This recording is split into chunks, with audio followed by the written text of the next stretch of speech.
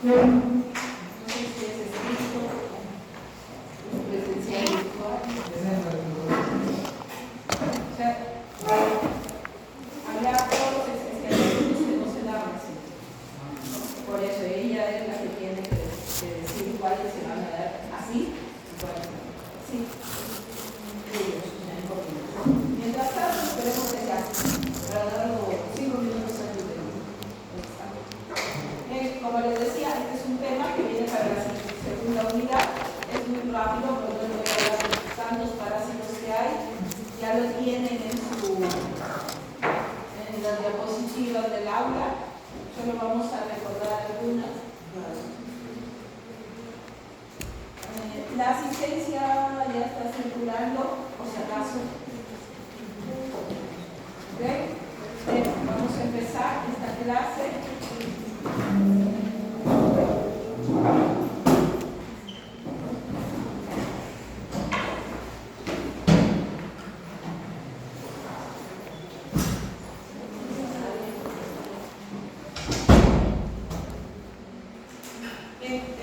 La parasitosis es una de las patologías más frecuentes, no es habitual, es lo más frecuente.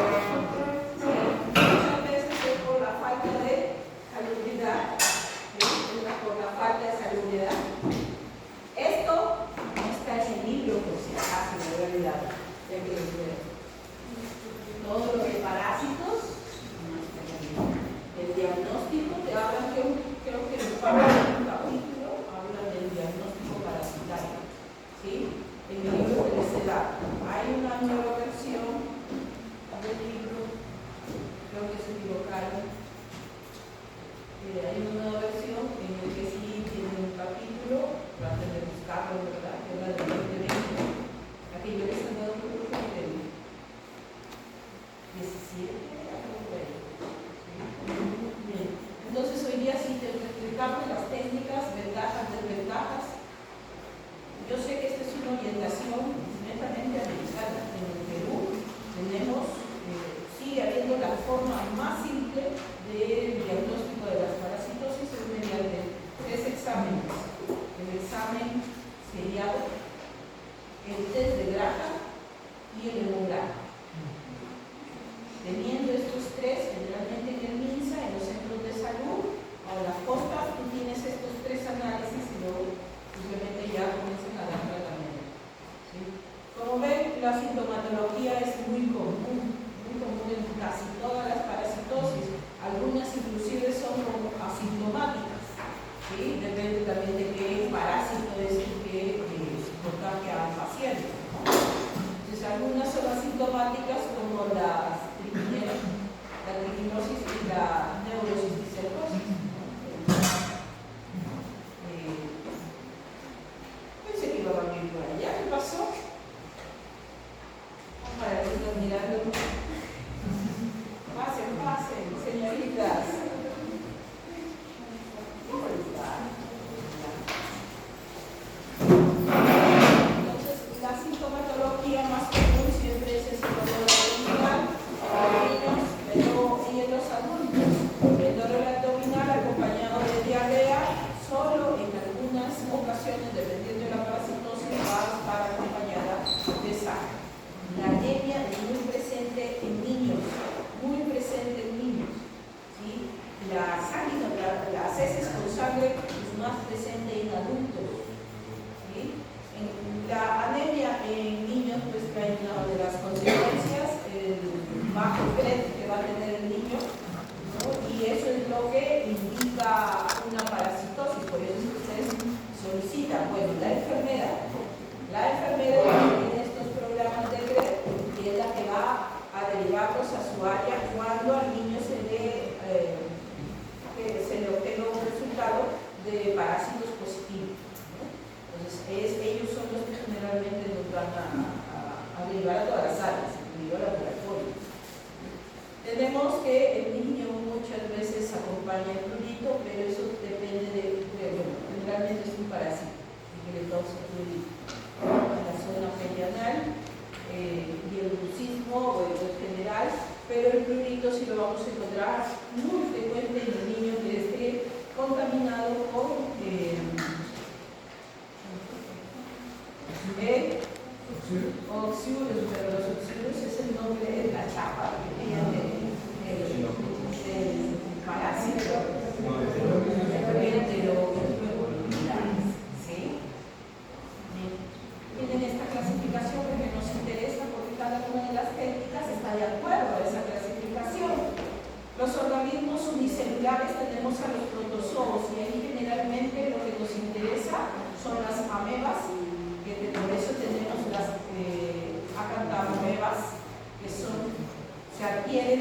generalmente por la ingesta de agua contaminadas con heces.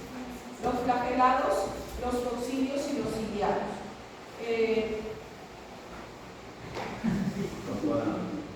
ahora como una emergencia. Una emergencia. Está ahí.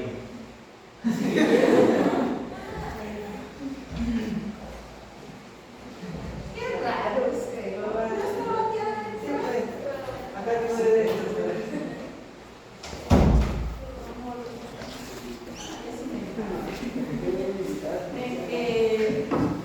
En el caso de los unicelulares es muy fácil obtenerlos a través del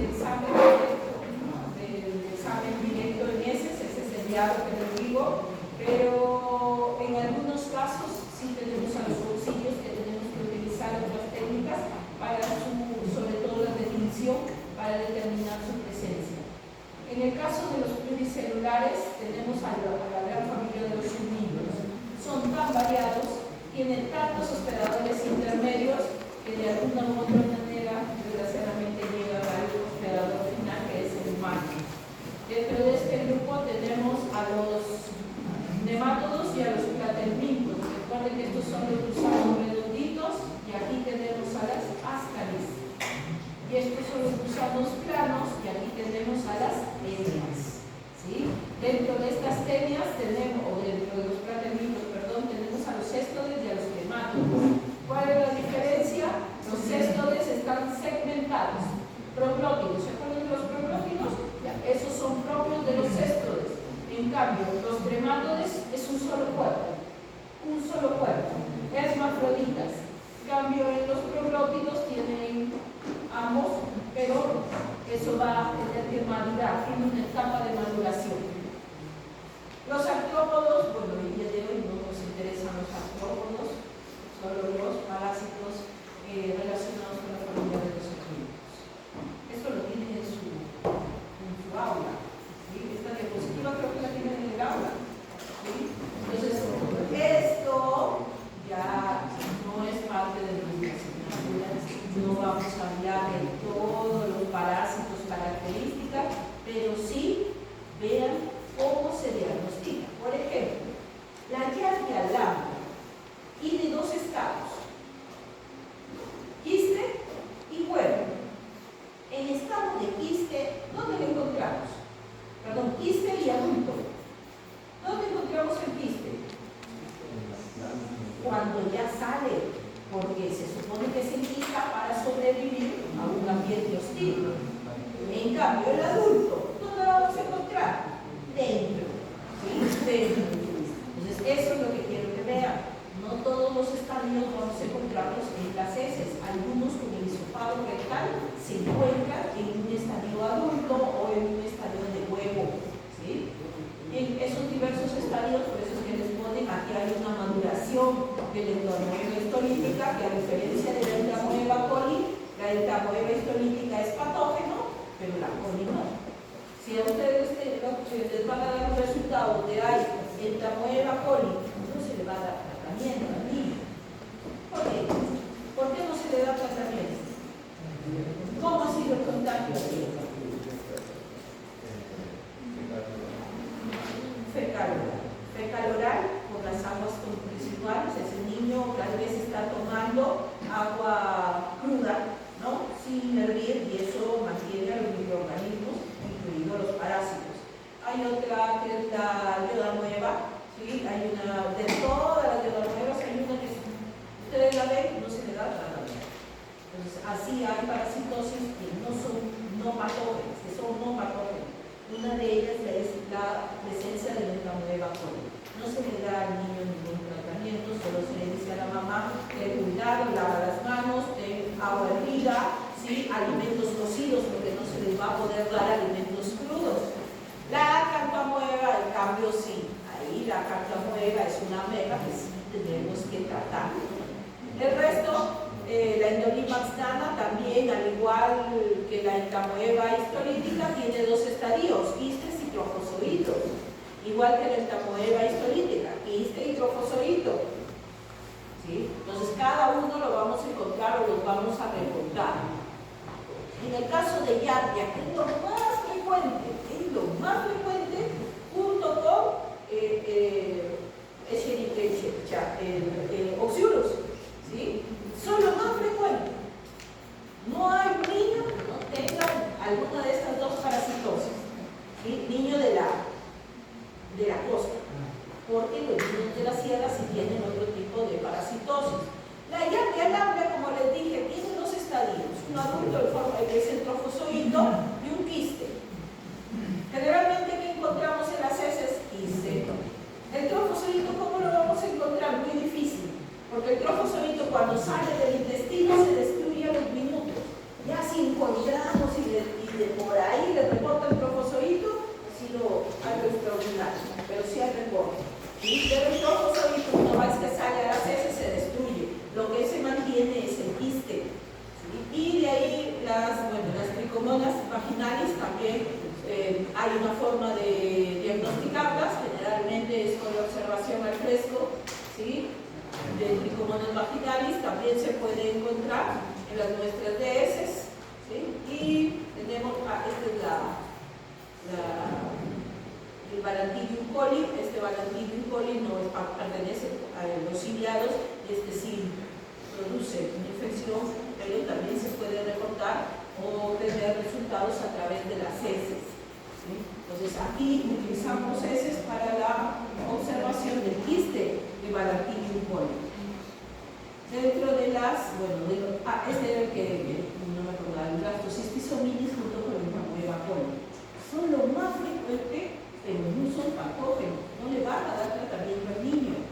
Según su guía, ¿sí? El MINSA tiene su propia guía y les dicen: el Amoeba coli, Blastocystis hominis, no hay tratamiento, no se le da porque no le puede, tú le mandas a farmacia y farmacia no le va a dar ningún medicamento, porque según la guía no se le puede dar medicamentos a los niños que tengan estos dos parásitos, ¿sí? Porque no son patógenos, tienen por contaminación.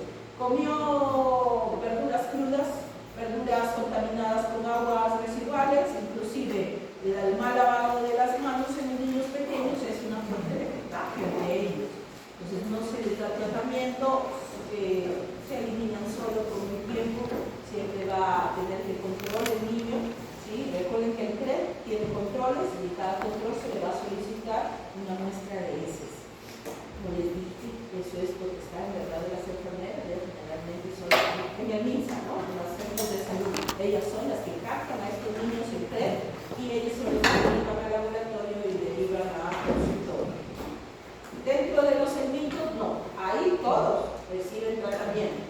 ¿Sí? A niño, adulto, recibe tratamiento.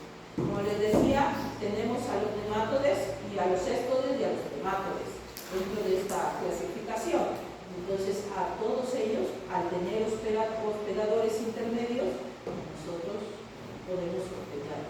En el caso de los enmitos intestinales, ¿sí? Aquí tenemos, por ejemplo, a la trichinella.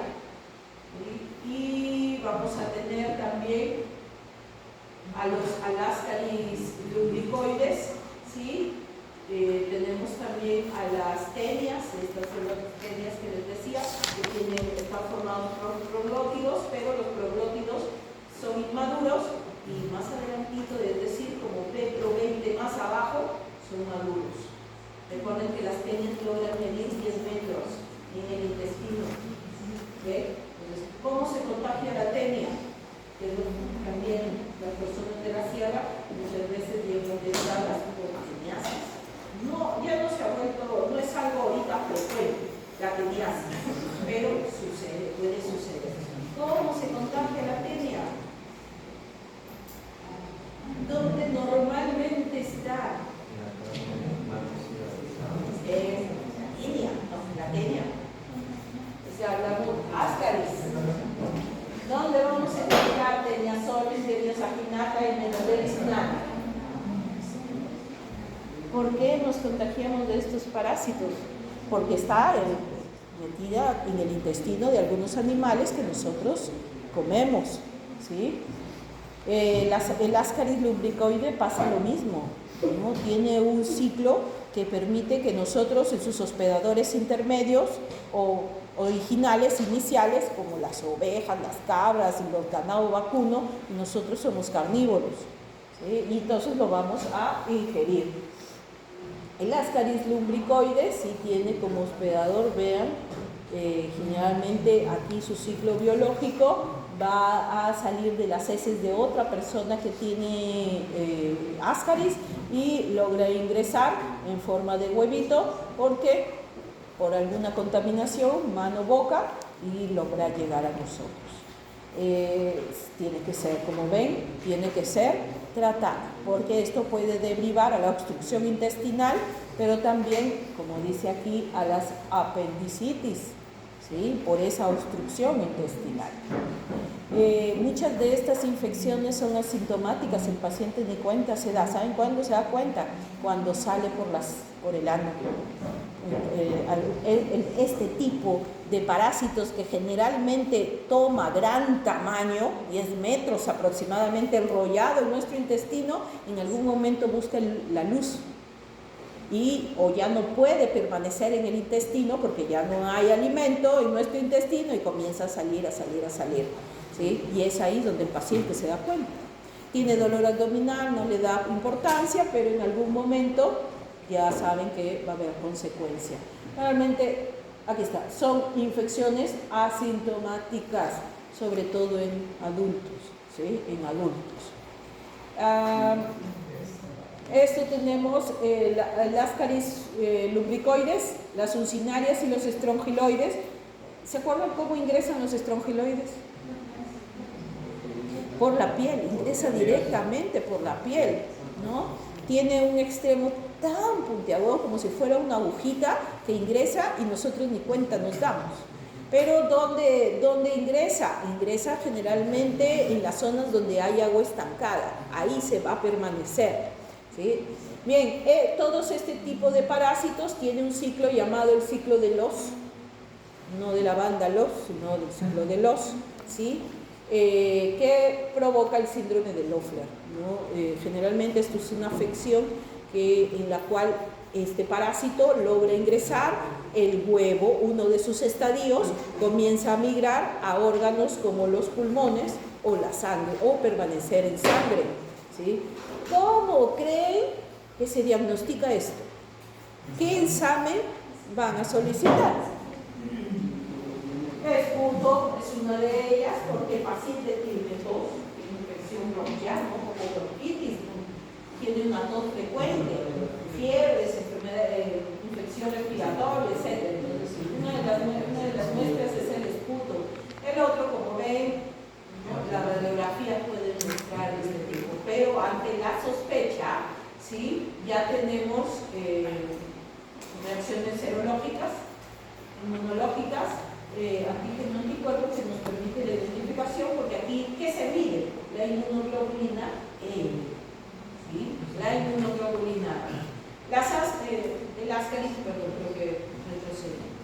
Las uncinarias, ¿sí? Las uncinarias también ingresan, ¿sí? A través salen de las heces, ¿sí? En forma de huevito, este huevo eclosiona y surge una larva, las Barbicoides, porque también hay otro tipo de larva en la cual se convierte en filariforme y ahí ingresa a través de la piel. El estrongiloides pasa lo mismo, puede tener intermediarios, puede ingresar a la piel o puede ingresar también a través de alimentos contaminados con este parásito, con el estrongiloides. Bien, aquí llegamos al enterobius verbicularis, como le digo. En la zona donde yo trabajaba, que era una zona rural, no había niño al que no se le diagnosticaba enterobius verbicularis. Y cuando esto sucedía, sospechábamos de que no habían recolectado bien la muestra y se les pedía ya la otra muestra. ¿Cuál es el otro examen específico para el enterobius? El de la cinta, ¿verdad? El test de Graham, ¿sí? El test de Graham es el examen. ¿Por qué? Porque la adulta, hembra, le gusta salir a la zona perianal del niño, sobre todo cuando el niño está dormido, 4 o 5 de la mañana, sale a poner sus huevos en la zona perianal, ¿sí? En la zona perianal. Esto trae como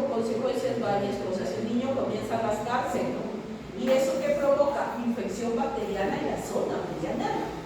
¿Sí? Es una también hemos visto uno de los síntomas que hay en el niño. Este es un proceso inflamatorio, como ven. Hay varias formas de diagnosticarlo a través de examen simple, examen seriado, test de Graham, pero también hay reacciones de hipersensibilidad. Aquí se mide, obviamente, como les digo, la reacción antígeno-anticuerpo y la elevación de las inmunoglobulinas. Sí, por si acaso. Esto, las reacciones de hipersensibilidad, no se les puede solicitar. El MINSA no te lo da. En forma particular, claro, pero si tu población es de la ciudad. Pero en las zonas rurales, que se usa? Aparte del test de Graham, aparte del ese seriado, que el MINSA en la ficha hay que completarla. El hemograma, para señalar la parasitosis, necesita esos 3 exámenes: hemograma completo, test de Graham y el examen seriado de ellos. Con eso ya le dan un pie a que tenga tratamiento, ¿no? Y llenes tu formulario, formar el formulario. El trichuris trichura, muy conocido, también sale a través de las heces del paciente y llega al suelo, a la tierra, ¿sí? Y ahí viene la contaminación cuando comemos alimentos regados con aguas hervidas, o que crecen estos alimentos al ras del suelo, son principalmente contaminados. Tengan en cuenta que todos estos alimentos al ras del suelo, si bien algunos cultivos no los riega con agua servida, pero los pobladores del campo, los que trabajan en el campo, hacen sus necesidades en la tierra, en los silos. Entonces, ¿qué pasa? Que comienza el parásito a migrar por toda la tierra. Entonces, por eso hay muchas parasitosis que de repente aparecen, ¿sí?, en la ciudad, porque los alimentos que ellos cultivan atraen a mí. En el caso de trichura, ¿sí?, clínicamente tenemos a un paciente que siempre va a tener este problema de dolor abdominal y presenta diarrea. Tiene microhemorragias, no es perceptible, pero al tener microhemorragias, por eso es que se solicita el hemograma. El hemograma que les va a medir el encuentro de glóbulos blancos y de hemoglobina. Entonces, con ese indicio también pueden sospechar de este tipo de patógeno. Las tenias, hay 2 tipos, en el Perú hay las 2, ¿sí? Pobladores, sobre todo las personas que tienen ganado, es lo que vamos a encontrar con este tipo de parasitosis. ¿Por qué? ¿Dónde está? Normalmente las tenias están en el ganado vacuno, es un predador intermediario. ¿Dónde? Me van a decir, en su estómago. Y resulta que nosotros comemos hasta el estómago de la vaca, ¿sí? Y bueno, sale a través de las heces, llega a la tierra y fuimos, ¿no? Porque ahí hay la contaminación. Como les dije, las tenias no tienen síntomas. Nunca se enteran, hasta que de repente comience esa obstrucción, ese malestar, pensando que es gastritis, y resulta que es una obstrucción.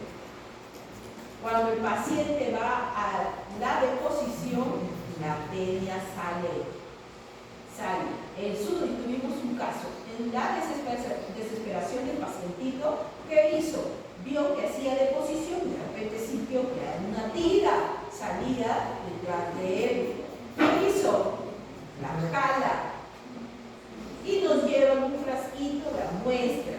Nosotros nos quedamos pero ya cuando fue al doctor le dijo, no, ya no me van a dar tratamiento, ¿para qué? Porque si ya la quité. Vamos, vaya, ¿dónde el doctor? La doctora ya le dijo, ¿por qué tiene que recibir tratamiento? ¿Qué queda? Él tiró nada más el cuerpo, los proglótidos.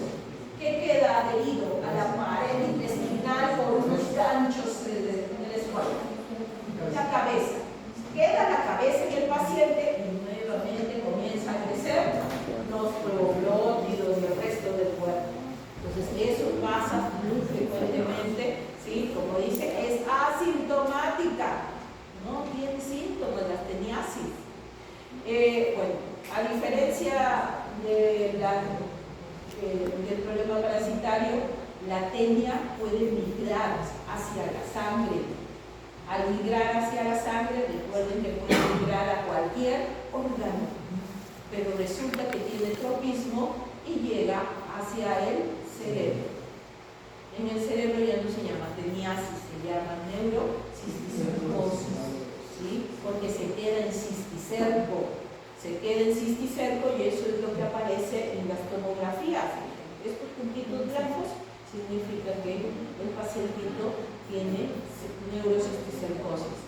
Y le pasa lo mismo, nunca se dio cuenta, nunca supo que falleció o que tuvo esas convulsiones. Pensaban que era cualquier otra cosa, menos neurocisticercosis. Actualmente hay pocos casos porque SENASA se encarga de barrer a los ganaderos para que todos sus animalitos sean vacunados. Pero recuerden que hasta, por ejemplo, de aquí a Piura, la mitad es mayor. O sea, vas a encontrar carretera, pero la mitad está mayor. Pero ustedes ven casitas a lo lejos, ¿y qué tienen? Animalitos. Entonces esos animalitos generalmente no son vacunados. Entonces si esa carne llega a nuestro mercado, pero no es la carne que viene del matadero. El matadero es muy estricto con sus carnes de vacunación. ¿Cuáles son? Los que encuentras afuera del mercado. Siempre hay puestitos ahí. Una señora que de repente llegó con una mesita, una balanza y su animalito muerto y comienza a vender. Entonces, como no pasan por el certificado de salud que se debe presentar al matadero, ¿sí? Al matadero municipal, estos animalitos generalmente no han sido vacunados, ¿sí? Y ahí está ahí, por eso persiste aún la cisticercosis. Bien, ¿y cómo creen que se diagnostica la cisticercosis? No se diagnostica así, no hay sintomatología, eso sí es verdad.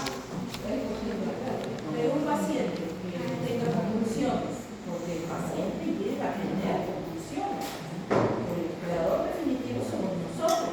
En algún momento este paciente, al tener todos los cisticercos en el cerebro, ¿qué le va a pasar?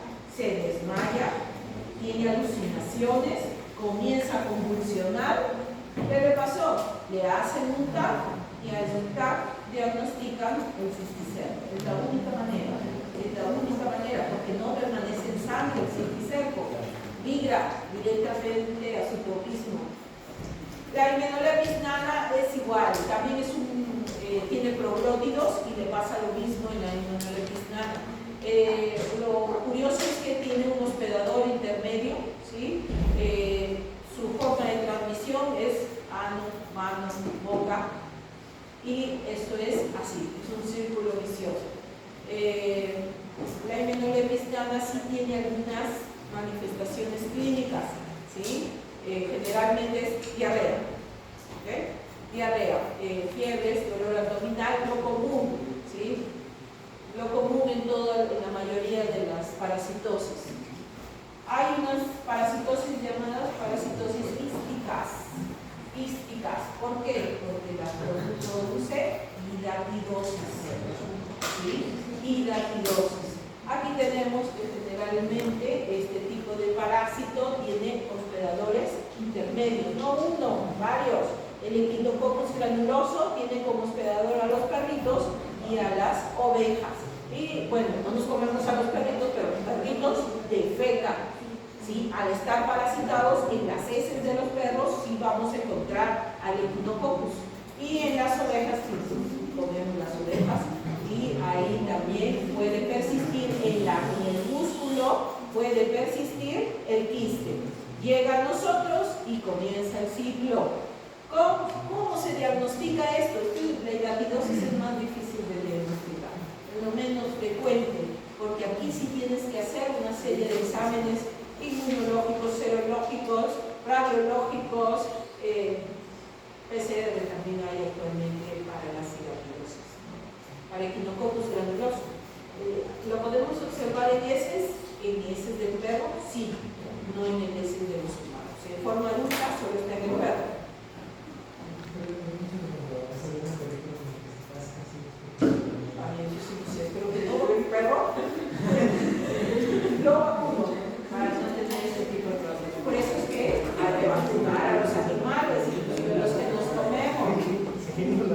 conocido es el Toxocara canis. ¿Sí? El Toxocara canis también tiene hospedadores intermediarios, pero tiene tantos, es tan difícil de diagnosticar que la única manera de sospechar este tipo de infección es primero con una eosinofilia. Después, ¿qué le hacen? Inmunoglobulina E. Y por último, ya le hacen PCR si siguen desconfiando de que no es una toxocara, ¿no? Sí hay antígenos IgG, IgM para toxocaris. La triquinosis no hay en el Perú hace muchos años, por si acaso. La triquinosis dice la literatura, estaba leyendo para hacer su clase, que hace 60 años dejó de haber triquinosis. ¿Sí? ¿Por qué?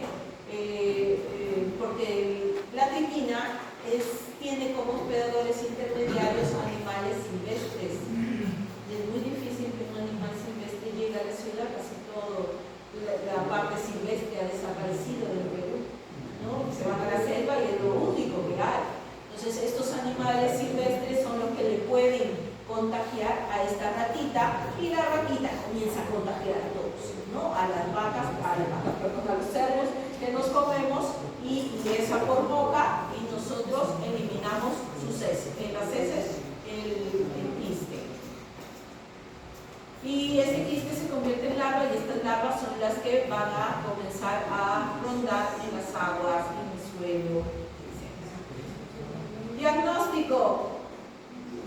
Solo con la eosinofilia. ¿Sí? Antes se hacía el diagnóstico con la eosinofilia, no había pruebas serológicas, como les digo actualmente hay. IgG, IgM contra triquina. Encontrar ese encuentro. Pero como les dije, la literatura nos dice que en el Perú hace muchos años no hay triquina. Bien, ahora sí, métodos de diagnóstico. Para eso tenemos que saber cuáles son las muestras más frecuentes, principalmente las heces. Pero las heces nos sirven para los enteroparásitos. Para los enteroparásitos que llegan al intestino, entran por la boca, llegan al intestino y nosotros las eliminamos a través de las heces. Entonces, ese tipo de enteroparásitos está incluido las yardias, incluido las tenias, los ástares, son enteroparásitos. A nivel de la sangre tenemos los hemoparásitos. ¿Y quiénes son los hemoparásitos? Hemoparásitos. Plasmodium, ¿qué más? Son varios hemoparásitos que tenemos. Y hay uno que tenemos causando la UTA. ¿Qué causa la UTA? La UTA causa la enfermedad de Chagas. La leishmaniasis es la que causa la UTA. En el laboratorio referencial de la Jereza tiene un laboratorio de metaxénicas en la que se confirman los diagnósticos de las enfermedades por hemoparásitos. ¿Por qué? Porque un trypanosoma cruzi es fácil diagnosticarlo. Ahorita vamos a ver que inclusive ahora hay para hacer cultivo, ¿sí?, de estos tipos de parásitos. Malaria sigue habiendo, la gota gruesa es la manera más eficaz de encontrar plasmodium. Los trypanosomas y las filarias. En la orina sí se solicita, sobre todo ante la sospecha de chistosomas.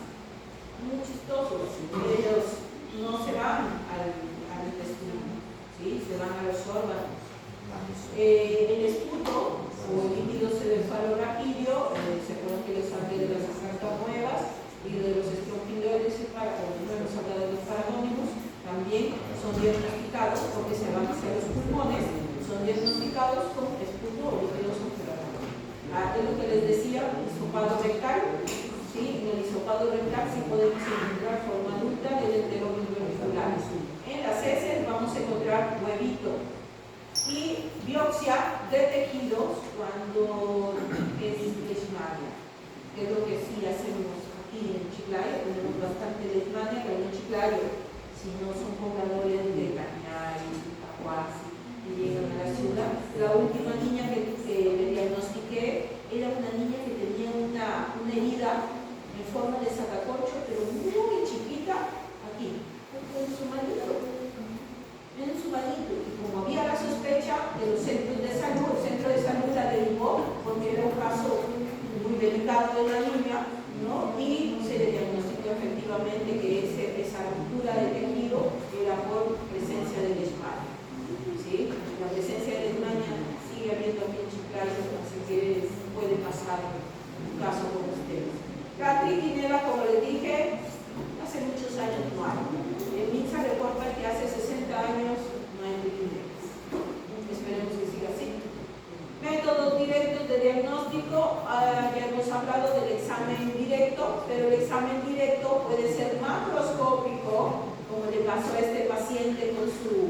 jalada de tenias, de proglótidos, ¿sí? Y microscópico, todavía.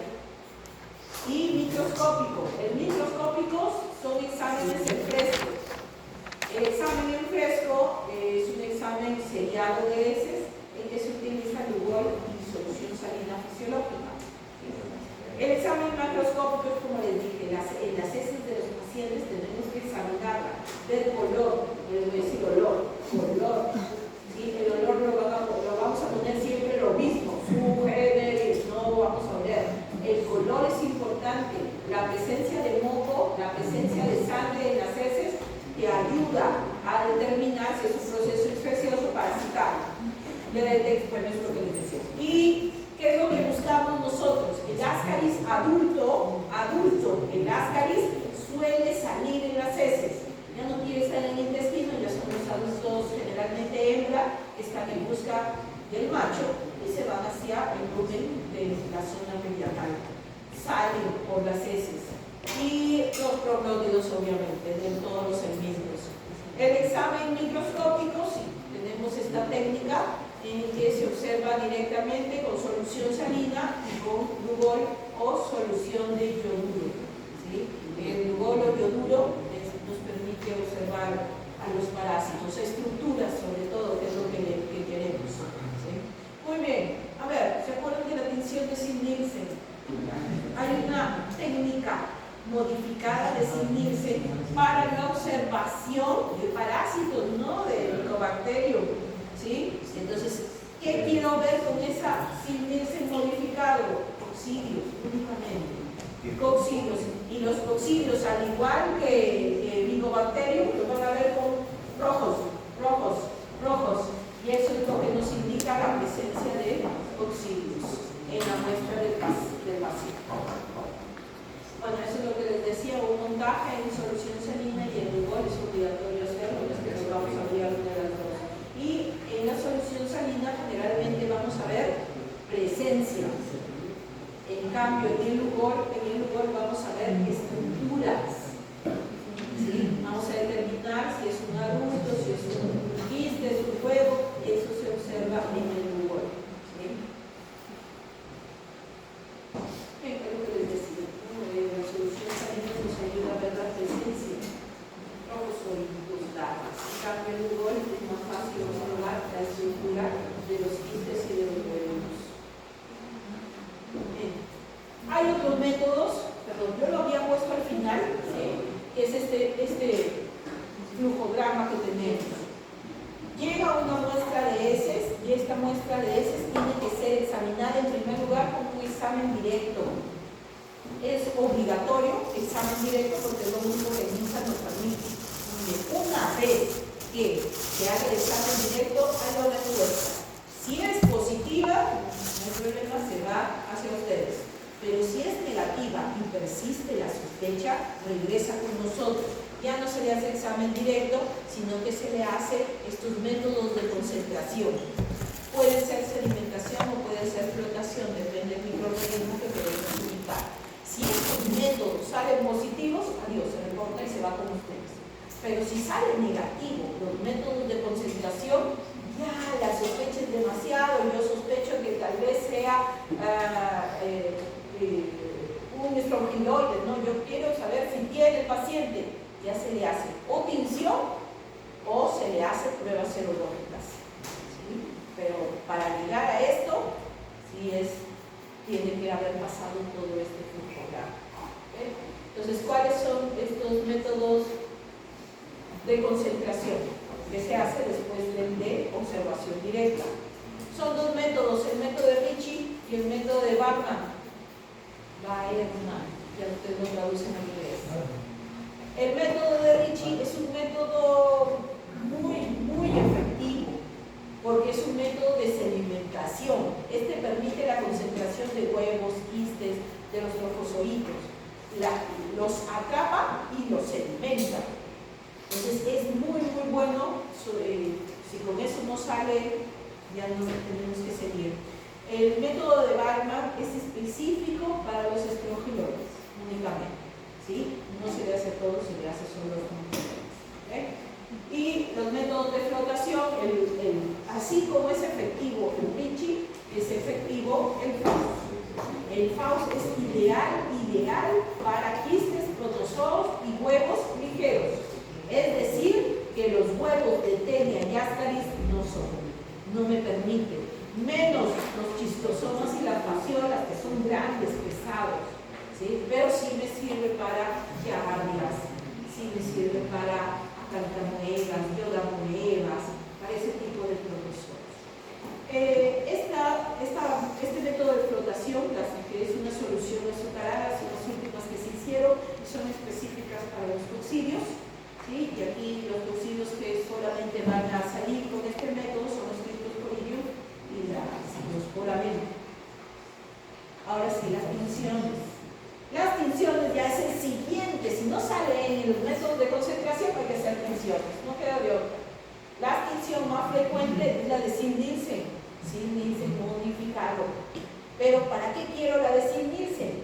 Cuando sospecho de que es Cryptosporidium, Cyclospora, ¿sí? Coccidios, ¿sí? En el caso de la tinción de Graf, la tinción de Graf se hace para este parásito, para los Microsporidium, pero la lectura únicamente de ese microscopio que tiene luz UV, porque es la manera que les va a resaltar, ¿sí? La tinción.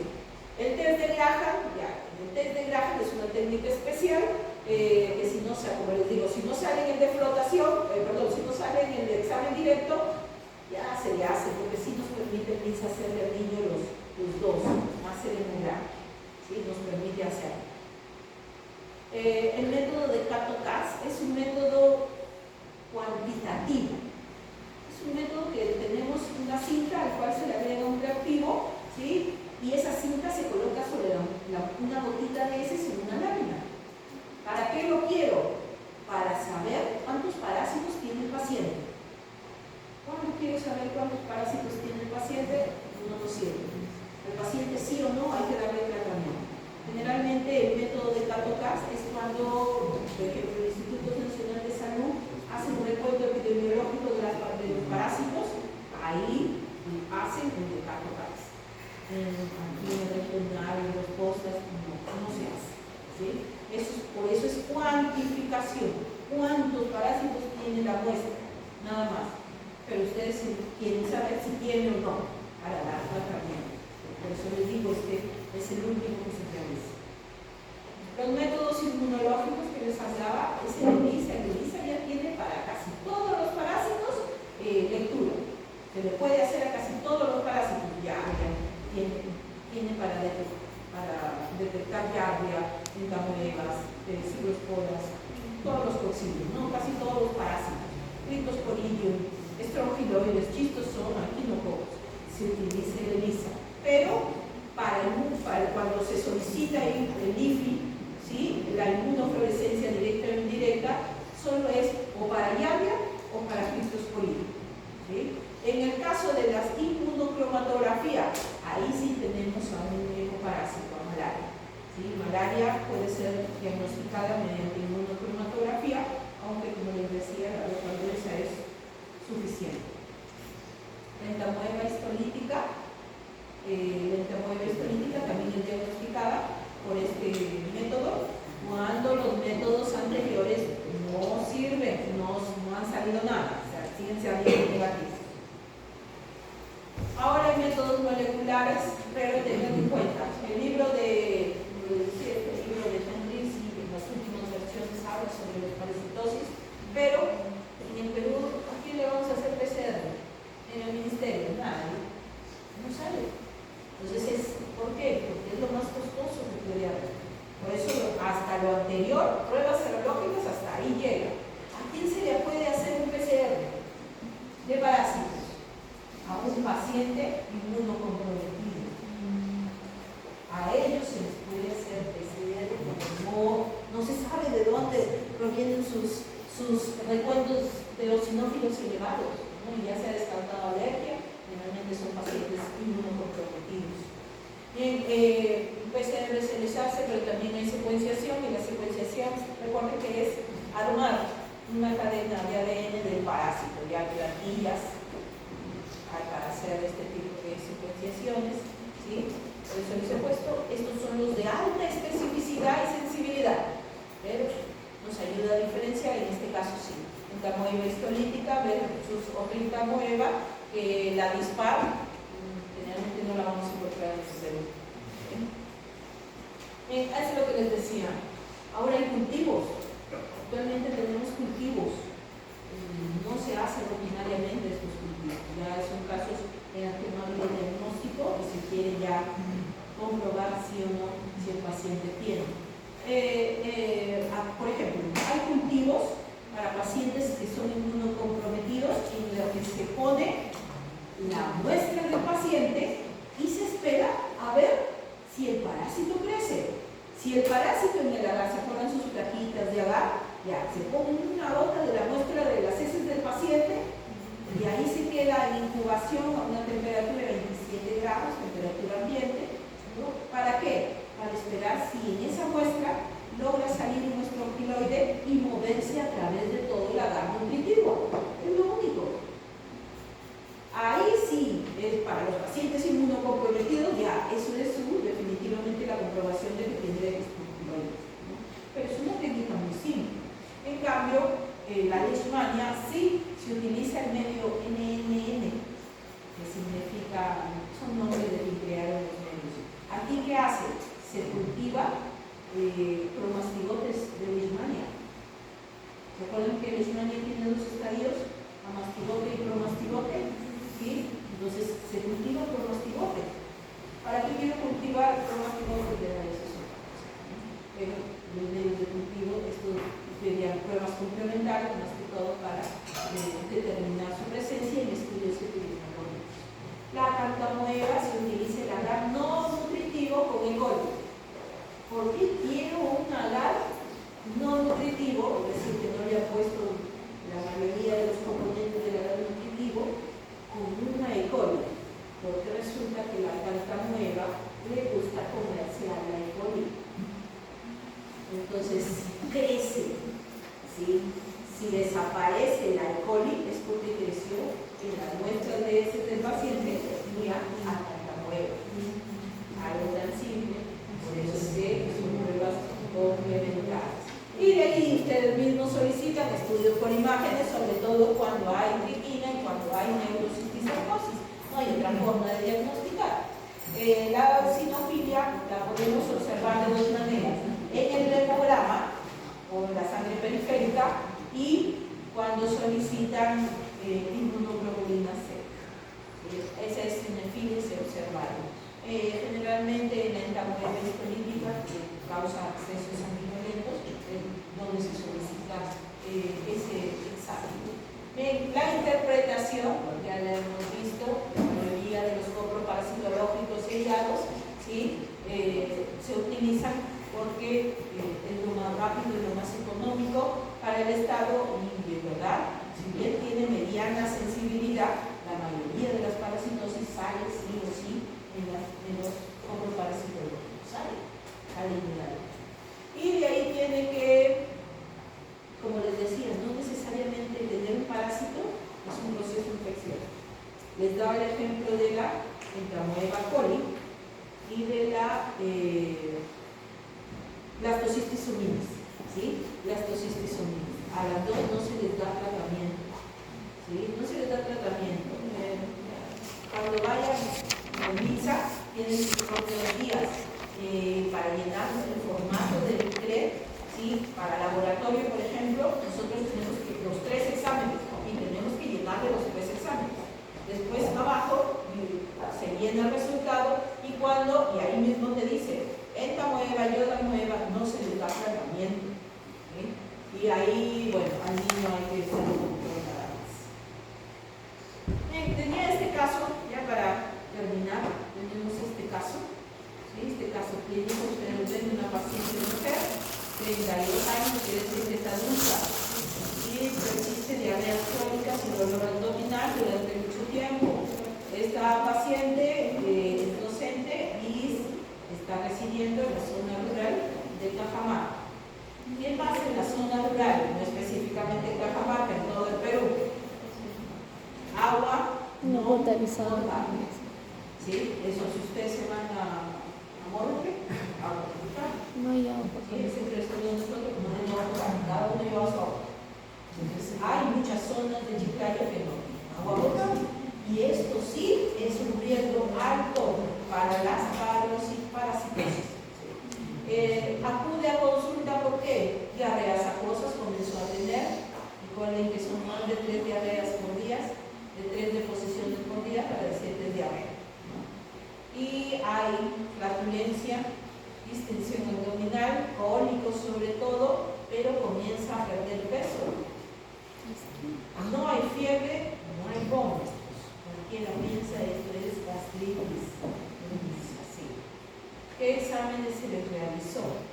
Hemograma 11.8. Anemia joven, ¿sí? Anemia. Eosinofilia 12%. ¿Sí? 12%. Se le solicitó un examen de proteínas totales y fraccionadas y su albúmina está en 3. 2.5 es lo normal de albúmina en sangre. Ella tiene 3. ¿Sí? Entonces ella tiene 3, por lo tanto tiene una disminución leve. Si ustedes han visto su examen directo, lo primero que se hizo fue el examen directo. Se observa con nuestras heladas, pero no se comprueba, ¿sí?, de que hay quistes de llaga. Entonces, miren cómo les salió negativo las siguientes muestras, por lo tanto se pasó al siguiente proceso. Recuerden que los métodos de concentración es el siguiente paso. Flotación o sedimentación dependerá de la sospecha. En este caso es claridad. ¿Qué método se utiliza? El método de flotación. ¿Sí? Por eso es que se solicitó el método de Ricci. Ahí sí se observó la presencia de quistes. ¿Sí? La presencia de quistes. El microscopio vivo se tenía quistes ovalados. Muy bien. ¿Qué examen, qué diagnóstico tiene? Giardiasis crónica. ¿Sí? Tiene giardiasis crónica. Es decir, que ha habido una lesión a nivel de varios órganos ahí. Entonces, ahora, de todos los métodos, vamos a ver que se le hizo examen directo. Sí, como les decía, tiene buena sensibilidad. La mayoría de veces vamos a encontrar, la mayoría. ¿Por qué? ¿Cuál es un factor que determina que no encontremos? Que a veces la paciente o la mamá del niño no nos trae las muestras correspondientes. Tú les dices, tráenos una porción del tamaño de una aceituna. Sí, aparte que nos trae 1 kilo de heces, cuando nos llega la muestra está seca. Entonces ahí que vamos a ver, colgamos como se puede. Entonces ahí ya murieron todas las formas habidas y por haber. ¿Por qué? Porque la recogió 2 días antes, me olvidé, y la lleva esa misma muestra 2 días después. Por eso es que tiene, digamos, vemos errores en el diagnóstico, porque no nos llevan las muestras adecuadas. Luego la ventaja es que es muy rápido, es de bajo costo, por eso el Estado nos pone principalmente al examen directo. Obviamente los siguientes métodos tienen mayor sensibilidad para la detección de quistes, huevos, adultos, como venga, ¿no? Dependerá del parásito que se tenga.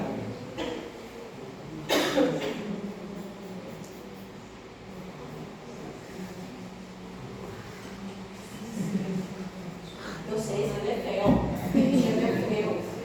pero miren cómo otros países ponen a los exámenes serológicos como lo primero para el diagnóstico. En cambio aquí en el Estado nos pone al examen directo como el primer examen para el diagnóstico. ¿Podemos encontrar giardia en el examen directo? Sí, podemos encontrar, pero como les dije, va a depender del tipo de muestra, a qué hora nos traen la muestra, cuánto de muestra nos traen para su detección.